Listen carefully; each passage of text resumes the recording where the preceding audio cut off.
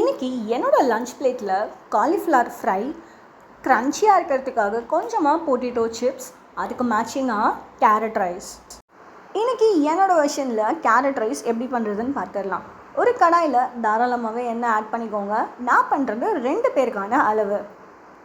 எண்ணெய் சூடானதும் இதில் கொஞ்சமாக உளுத்தம்பருப்பு, கடுகு, சீரகம்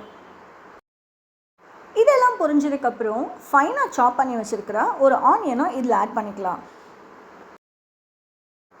ஆனியன் லேஸாக ஃப்ரை ஆனதும் கொஞ்சமாக கருவேப்பிலை, சாப் பண்ணி வச்சுருக்கிற 2 க்ரீன் சில்லி நான் ஆட் பண்ணிக்கிறேன்.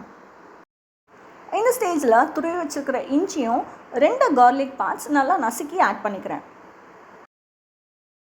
இது எல்லாத்தோட ரா ஸ்மெல் போனதுக்கப்புறமா ஒரு 1/4 டீஸ்பூன் மஞ்சள்தூள் ஆட் பண்ணிவிட்டு 2 கேரட் நான் துருவி வச்சுருக்கிறேன், அதையும் இதில் ஆட் பண்ணிக்கிறேன்.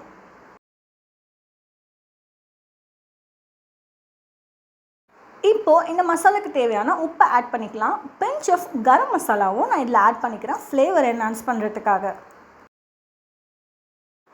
இந்த மசாலாவை மூடி போட்டு ஒரு 2 நிமிஷம் அப்படியே குக் பண்ண விட்டுருங்க. ஃப்ளேவர்ஸ் எல்லாமே அப்சர்வ் ஆகிடும். இந்த மசாலாவோட வடித்து ஆற வச்சுருக்கிற சாதத்தை மிக்ஸ் பண்ணிக்கோங்க. 5 நிமிஷத்தில் ரொம்பவும் ஹெல்தி அண்ட் டெலிஷான கேரட் ரைஸ்.